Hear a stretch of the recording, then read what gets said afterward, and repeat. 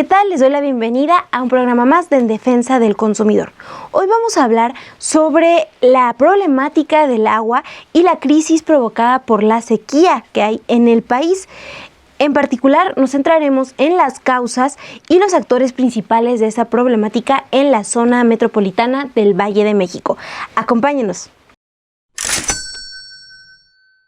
En la nota neta de esta semana les hablaré sobre un reportaje publicado este mes, en marzo, en Sin embargo MX.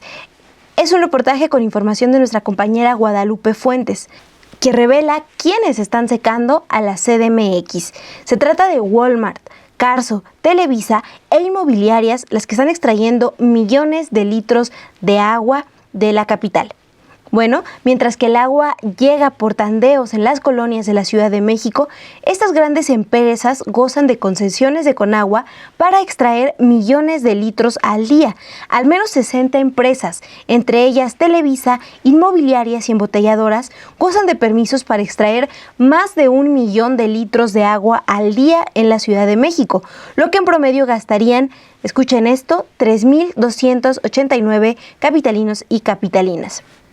De acuerdo con datos del Sistema de Aguas de la Ciudad de México, un habitante de la capital consume en promedio 380 litros de agua al día, pero la dotación que llega a las 16 alcaldías es de 150 litros por habitante al día, lo que ha puesto en alerta a las autoridades desde el año 2019. Por eso han creado sistemas de aprovechamiento y gestión de agua más sustentables. Mientras que, por ejemplo, Televisa, que actualmente realiza el proyecto de remodelación del Estadio Azteca para la Copa del Mundo 2026, es otra de las empresas que extrae millones de litros de agua en la Ciudad de México, según la concesión número 811078, otorgada bajo el uso de servicios. La empresa de Emilio Azcárraga goza desde el 27 de junio del 2019 de un permiso para extraer de un pozo 450 millones de litros de agua al año. Bueno, ahora en Consumo Interés seguimos con el tema central de este programa. Y es que en México, más de 3/4 partes del territorio nacional sufre algún tipo de sequía. En la región central, incluyendo la zona metropolitana del Valle de México, 93% del territorio sufre de sequía severa a moderada porque ha llovido 30% menos en los últimos 4 años.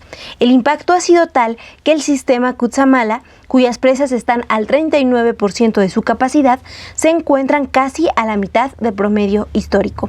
Esta es la razón por la que ha disminuido el caudal para la Ciudad de México y varios municipios conurbados del Estado de México.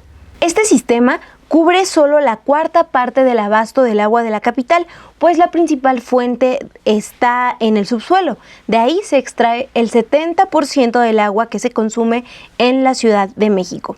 Un dato que destaca aquí es que las 16 embotelladoras que operan en la zona metropolitana extraen cada año del subsuelo 4.785 millones de metros cúbicos de agua en promedio, a un costo menor por litro, un costo de 0.019 pesos.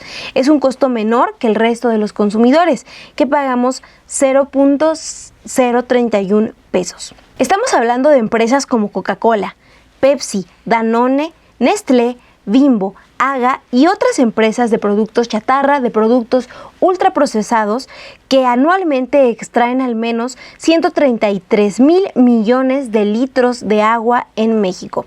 Cabe destacar que a lo largo de todo su proceso de elaboración de solo 1 litro de refresco, se estima que emplean hasta 200 litros de agua. Los productos de estas grandes empresas no solo dañan nuestra salud como consumidores y consumidoras, también dañan al medio ambiente. El acceso igualitario al agua, pues no lo estamos teniendo como ciudadanas y ciudadanos, mientras estas empresas lucran con el agua embotellada. Por ejemplo, en México, Danone, Coca-Cola y Pepsi venden unos 32.864 millones de litros anuales que les dejan ganancias superiores a 66,000 millones anuales. En contraste, Coca-Cola FEMSA, por ejemplo, pagó solo 2.600 pesos al año por cada una de sus concesiones.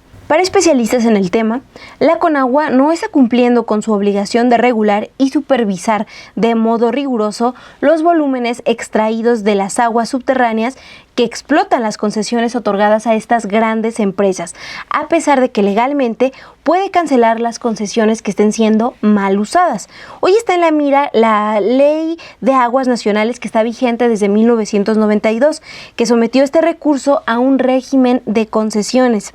Aquí les doy un dato para que lo tomen en cuenta. Según datos de la organización Agua para Todos, desde entonces, desde que se aprobó esta ley, la Conagua ha entregado más de 537,000 concesiones, violando vedas, disponibilidades y derechos de los pueblos indígenas. Hoy, 70% del volumen concesionado está en manos de 7% de los concesionarios. Bueno, para hablar más sobre el tema, me da mucho gusto recibir en el estudio a Beatriz Romero, profesora investigadora de la UACM e integrante de Agua para Todos. Muchas gracias, profesora. Muchas gracias. Gracias, profesora. Bueno, pues en primer lugar me gustaría preguntarle qué tan grave es la escasez de agua en la zona metropolitana, en el Valle de México, si nos puede dar un panorama. Bueno, a ver, la zona metropolitana y tiene décadas sobreexplotando su acuífero. Contrario a lo que se piensa, la mayor cantidad del abasto de agua de la zona metropolitana, sobre todo de la Ciudad de México en particular, viene del acuífero propio. Pero se han hecho grandes obras, como seguramente tu auditorio muy informado sabe, como en primer lugar el sistema Lerma, después se sumó el Cutzamala, que ha venido trayendo agua de cuencas externas, pero el abasto principal es del acuífero propio y tiene mucho tiempo sobreexplotado. Entonces, sí tiene que haber cambios, ¿no? Si queremos mantener esta área a futuro.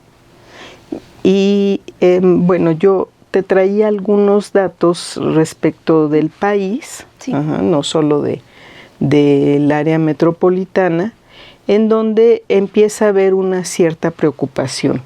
Porque, a ver, en este tema del agua, es que es paradójico, porque tenemos la misma agua desde que el planeta se formó como tal. Y esta agua que está en diversos estados, en diversas, por ejemplo, como hielo en los glaciares, los océanos, el agua dulce disponible es la de menor cantidad. Y los procesos que han venido incidiendo para empezar a que se torne un tema de preocupación es su contaminación y también la pérdida de los ecosistemas. ¿Por qué? Porque con la pérdida de los ecosistemas, la recarga del ciclo natural del agua se ve afectada. Entonces, esto es lo que viene ocurriendo. Entonces, está afectada por el cambio de uso del suelo, está afectada por la contaminación. Entonces, mira, te traje aquí unos datos. Dice la Conagua que de 757 cuencas en el país, que es en donde miden las aguas superficiales, el 13% está en déficit. Y de los 653 acuíferos, el 42% tiene algún grado de, ya no tiene disponibilidad para estarle extrayendo más volúmenes. O sea, es casi el 50% nos estamos acercando a eso. Y nada más una pequeña línea de tiempo en este aspecto.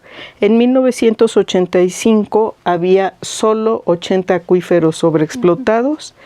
En el 2011, 101. En 2014, 106. En 2018, 115. Y la cifra que yo traigo es de 2020, 157, ¿sí? De los 653 acuíferos. También para ilustrar esto, por qué resulta un tema de preocupación, es la disminución de la disponibilidad de agua per cápita, que es como se mide, los estudiosos miden esta posibilidad de estrés hídrico, que eso es, digamos, el llamado de atención que se ha escuchado en los últimos días.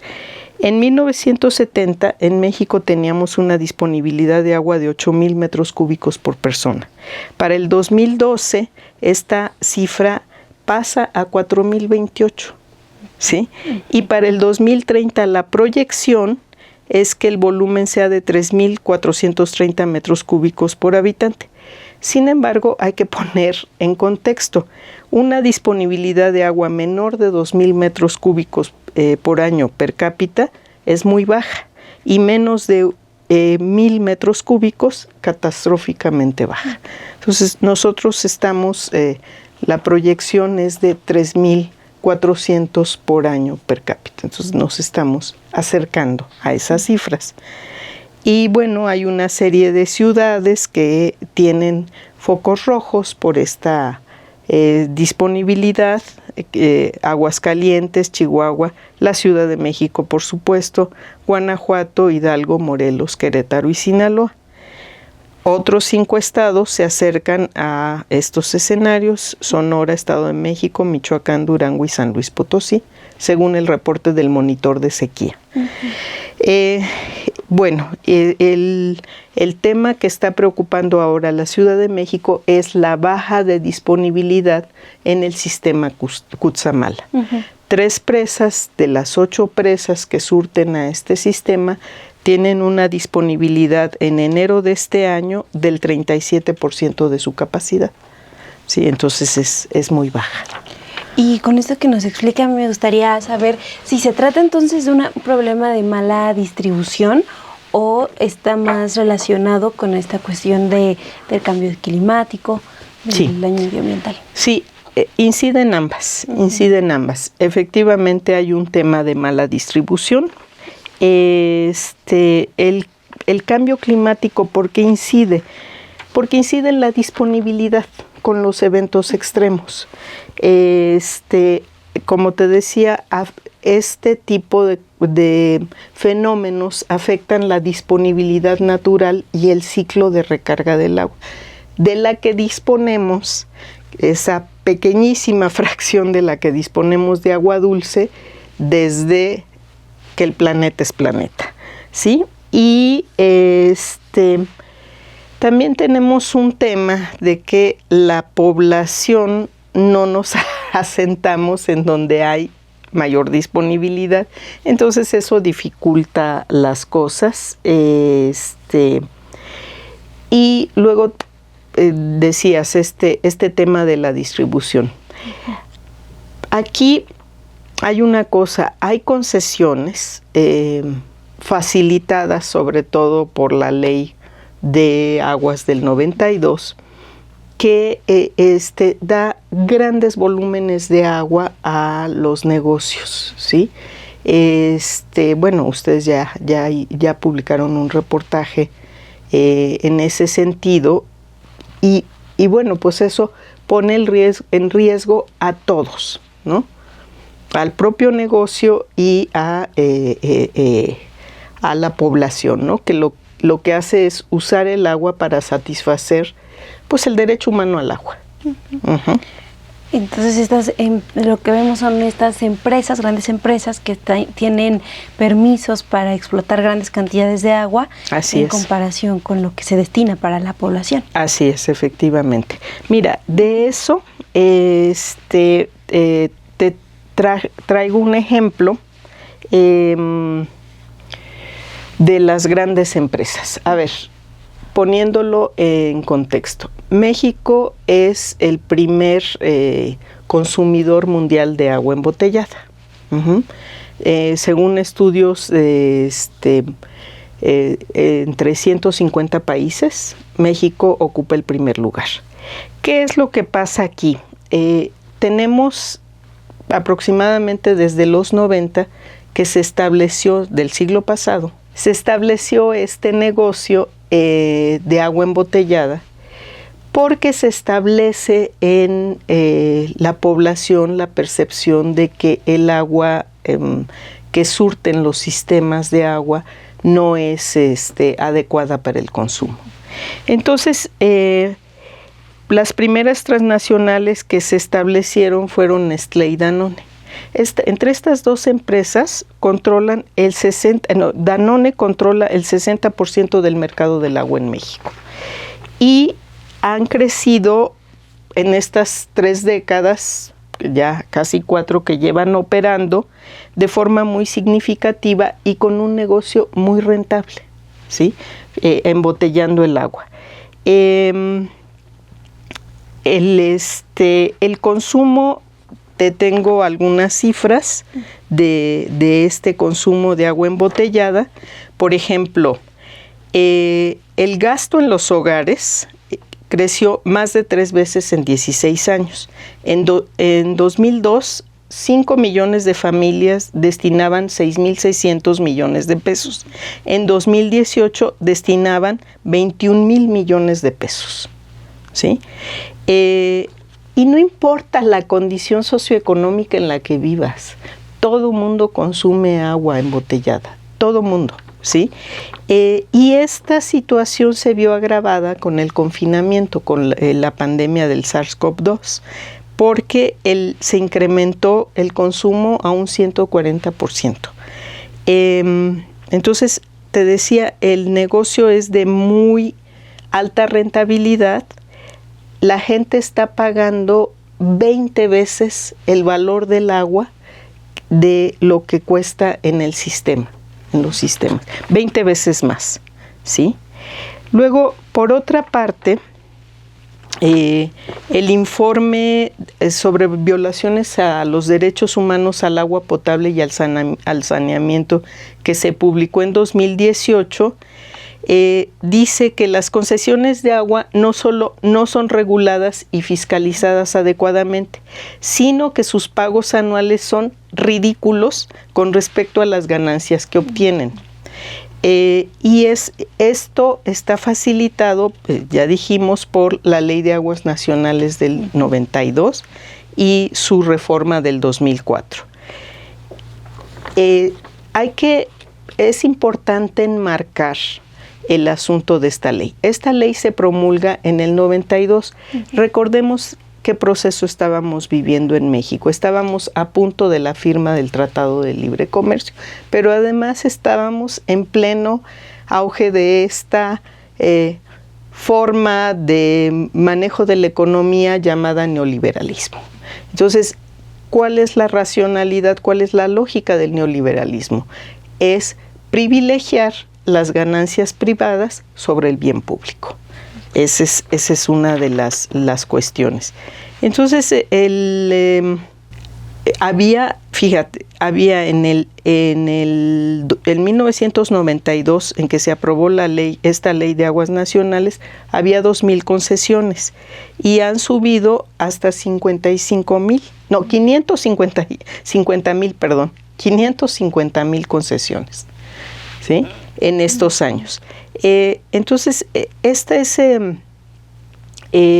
la perspectiva que no garantiza un acceso equitativo al agua. Y bueno, en ese sentido, entonces, las medidas que a lo mejor está tomando la Conagua o regresando a la zona metropolitana del Valle de México, las medidas que toma también el gobierno de la Ciudad de México, del Estado de México, no están siendo suficientes. No son suficientes. O sea, a ver, lo primero que tendría que ocurrir es un cambio de paradigma en la gestión del agua. Y un cambio de paradigma podría ser muy bien propiciado por un cambio en la legislación. ¿Qué significaría esto? Un cambio en la legislación que permita el acceso equitativo al agua, ¿sí? Que garantice el derecho humano al agua, que garantice una gestión sustentable y democrática. Porque bajo el marco de esta ley, bajo el marco de esta gestión, que es la que propicia esta ley, y la centralización que tiene la Conagua sobre el agua, es que no hay una garantía de un acceso equitativo. Se ha privilegiado a los grandes concesionarios privados en general para el acceso al agua, a grandes volúmenes, ¿sí? Mientras a la población se le está racionando, mucha vive en tandeos, etcétera. Sí, tienen que conseguir pipas, pagar muchísimo, ¿no? Así es. De hecho, el propio sistema de aguas de la Ciudad de México, que por cierto fue reestatizado por el gobierno que está terminando su gestión, paga unas cantidades ingentes de dinero por las pipas, para hacer llegar las pipas a la población, mientras hay concesiones que están extrayendo miles de metros cúbicos de agua. ¿Sí? Y también, bueno, en ese sentido, con lo que me comentaba, ya nos explicaba esta cuestión de la Ley de Aguas Nacionales, que está vigente desde desde 1992. Sí. También, bueno, está ya sobre la mesa una propuesta que hace el presidente López Obrador. Sí. Y también, bueno, una iniciativa ciudadana que impulsa la Ley General de Aguas. Así es. ¿Cuál es entonces el camino que podríamos tomar con esas posibilidades? ¿Y qué puntos no deberían faltarnos si se tratara de reformar esta ley de aguas? Mira, no conozco la propuesta del presidente López Obrador. Yo esperaría que recoja en su mayoría los puntos que propone la ley ciudadana. Pero sí te puedo hablar de la propuesta ciudadana. Son 12 consensos que pueden permitir transformar esta gestión del agua. Como te decía, lo que hay que cambiar es el paradigma de la gestión.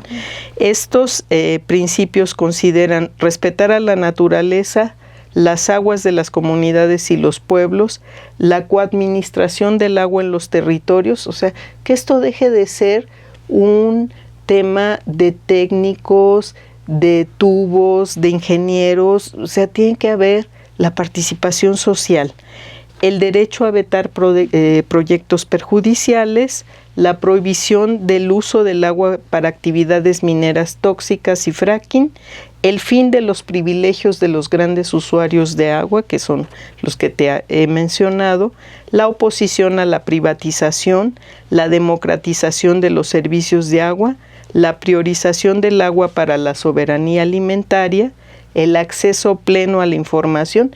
Mira, como investigadora yo te lo puedo decir, prácticamente todo es secreto. O sea, no puedes acceder, no puedes saber cuántos volúmenes, cuál es el abasto exacto, en fin, la garantía de recursos públicos suficientes y la lucha contra la corrupción e impunidad en la gestión del agua. Esto garantizaría un enfoque equitativo y sustentable en la gestión del agua. Eso constituiría pues pasos muy importantes para un cambio de paradigma. Son puntos entonces que ya han analizado desde Agua para Todos. Así es. Y bueno, me podría hablar también de qué es lo que está haciendo Agua para Todos, y para quienes no los conocen, ¿no? Cómo pueden acercarse, cómo podemos acercarnos también a seguir exigiendo esta distribución equitativa del agua. Bueno, hay un sitio web ahí, en donde están videos, documentos, las acciones. La verdad es que yo quiero suponer que ha habido intereses muy fuertes que han impedido impulsar un cambio en la ley que se debió garantizar una vez que se elevó a rango constitucional el derecho humano al agua en el país. Había un plazo perentorio, esto ocurrió en el 2013, si no me equivoco. Había un plazo perentorio para el cambio en la ley, y esto no ha ocurrido. Estamos en 2024 y no ha ocurrido. No me sé el URL del sitio, pero si googlean Agua para Todos, ahí aparece. están múltiples informaciones que pueden encontrar e incluso sumarse a la iniciativa ciudadana. Todavía siguen existiendo ahí los formatos de recogida de firmas, pero sobre todo conocer esta posibilidad. Sí, este panorama que nos da también es importante, ¿no? El saber que hay empresas que se están beneficiando de una manera muy distinta a cómo nos está llegando como ciudadanía el agua. Así es. Muchas gracias. Muchas gracias a ti, Montserrat. Es cierto que para mejorar la disponibilidad del agua y del abasto en la zona metropolitana del Valle de México, dependemos de cambios en el marco legal y también de políticas públicas que prioricen los intereses de las y los ciudadanos por encima de los intereses privados y comerciales. Pero en este espacio les vamos a dar una serie de recomendaciones de lo que sí podemos hacer desde nuestras casas. El consejo número 1 es que en el baño reduzcamos nuestro tiempo de las duchas. Lavarnos los dientes con un vaso de agua también ayuda y evitar descargas innecesarias del inodoro. El segundo consejo es en la cocina. Ahí podemos lavar los platos sin dejar correr el agua y la que usemos para enjuagarlos podemos reutilizarla en el inodoro. El tercer consejo es pensar en la instalación de sistemas ahorradores de agua y de captación de agua de lluvia para nuestros hogares. El cuarto es lavar nuestros coches con cubetas de agua y no con una manguera. El quinto consejo es regar nuestras plantas temprano, por la mañana o en la tarde, cuando se esté metiendo el sol. Y el sexto, una invitación a no consumir productos ultraprocesados, mucho menos estas empresas que no promueven un uso responsable del agua. Cuéntenos en los comentarios, ¿ustedes sabían el impacto que estas empresas ultraprocesados también tienen en la manera en la que el agua nos está llegando como ciudadanas y ciudadanos? Bueno, los leo con mucha atención como siempre y nos vemos el próximo martes aquí en Defensa del Consumidor con más información para que ustedes sean consumidores y consumidoras más informadas e informados.